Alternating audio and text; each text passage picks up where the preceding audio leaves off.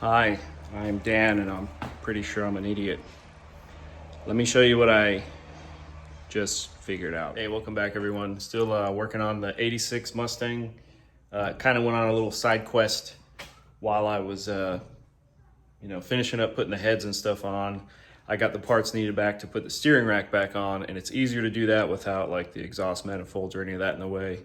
So I hurried up and did that real quick. Now I'm just getting ready to throw the intake manifold back on, just kind of slowly but surely get the whole front of the engine back on, the radiator and stuff.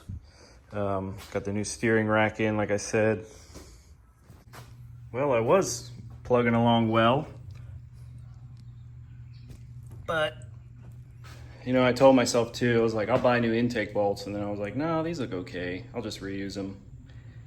To be quite honest, like, just never reuse intake bolts. Just buy new ones. Because yeah, righty-tighty became righty-loosey. So I'm gonna try and drill this out. Hopefully it just comes out fairly easy. And yeah, I'll order a new set probably from ARP and just wait till they get here. All right, so back with an update.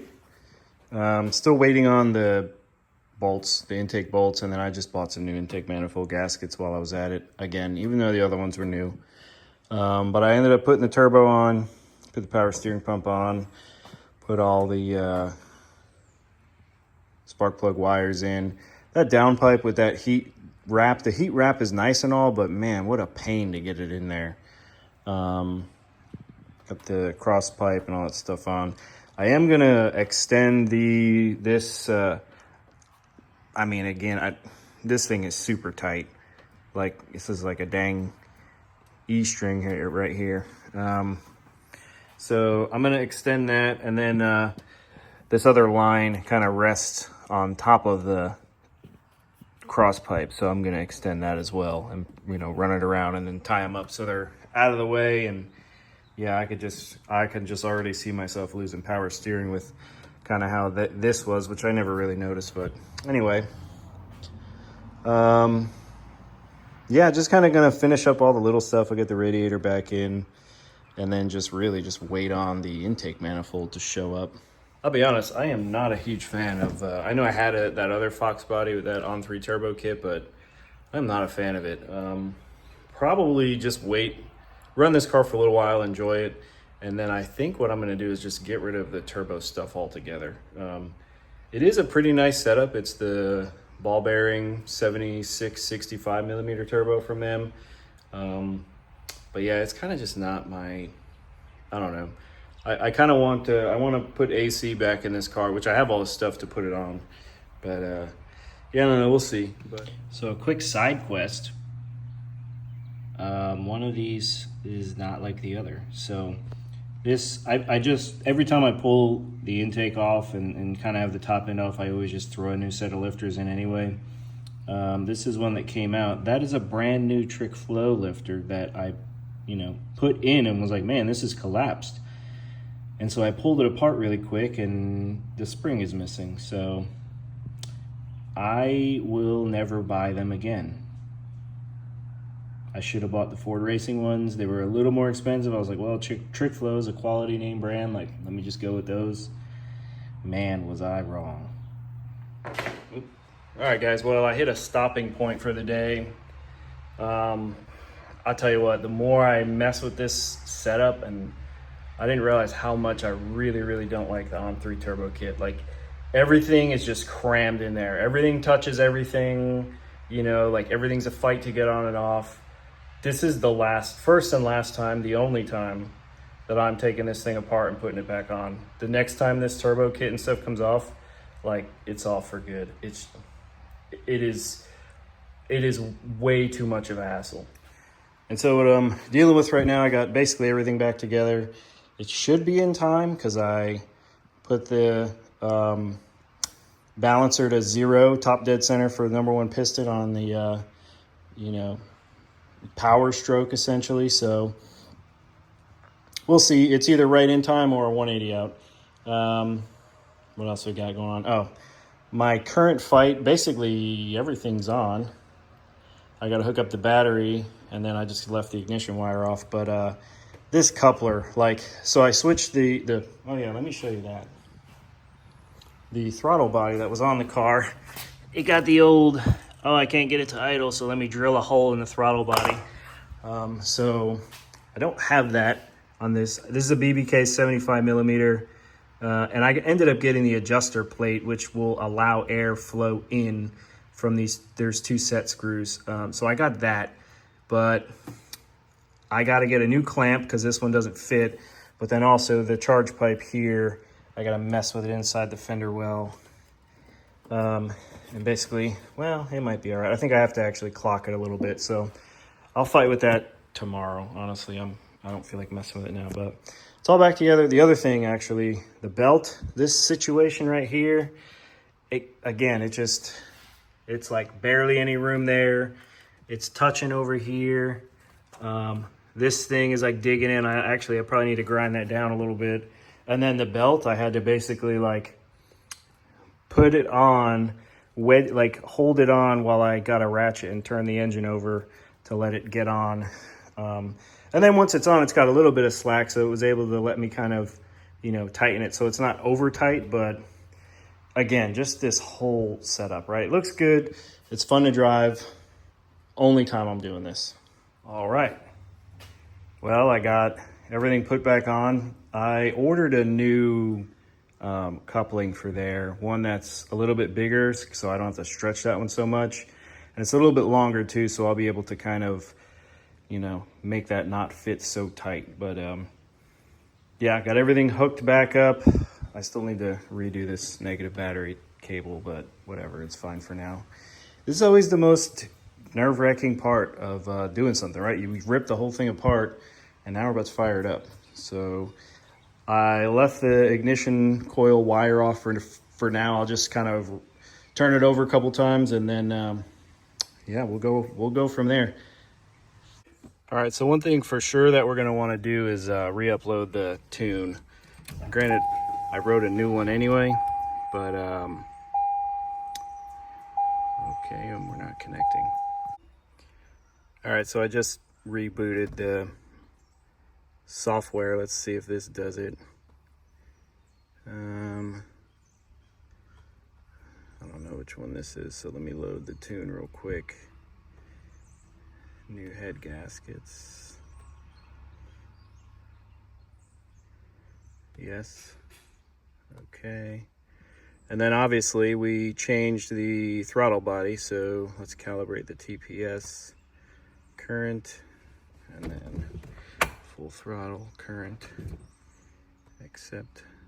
All right, 0, 100.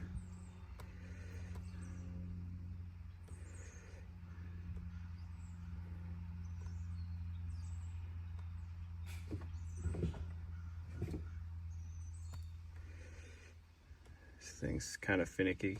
I know as long as it's kind of close, it's fine, good enough. All right, so I'll cycle the key a few times, let the fuel kind of fill back up in the lines and stuff. And then I'll crank it.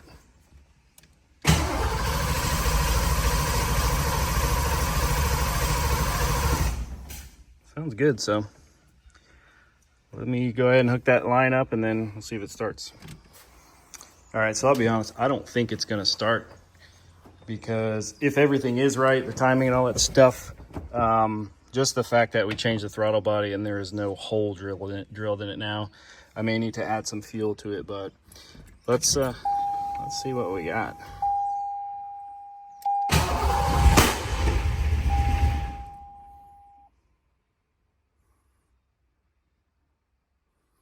Well, it ran.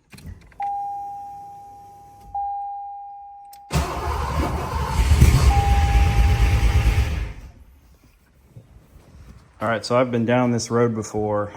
Typically I'm a tooth off, so I went 1 tooth back, and we'll see if that's it. All right, let's give this another shot.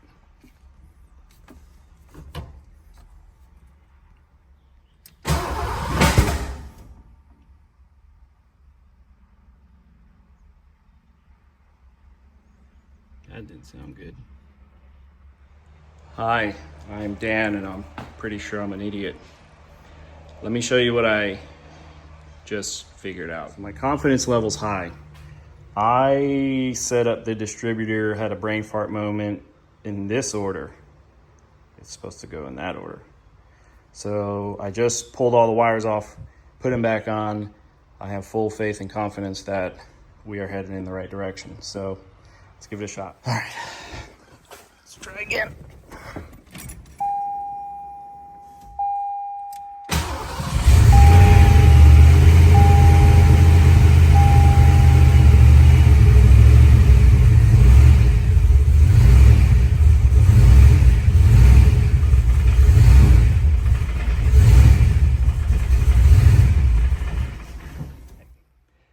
Figured it out. So let me just go ahead, like I said, with this new throttle body, I can see it sticks actually. It was just stuck at 8. Anyway, I'm gonna have to do some adjusting here. I'm gonna do it off camera just because it's easier just to kind of put everything down and focus, but it runs good at least. I'll check for oil leaks. Well, I mean, it runs. So I'll check for oil leaks. We'll kind of do a little bit of idle control and whatnot here, and then yeah, we'll see how it looks. So just give me a minute, guys, and I'll kind of come back and check on you here in a little bit. All right, so far we're looking good.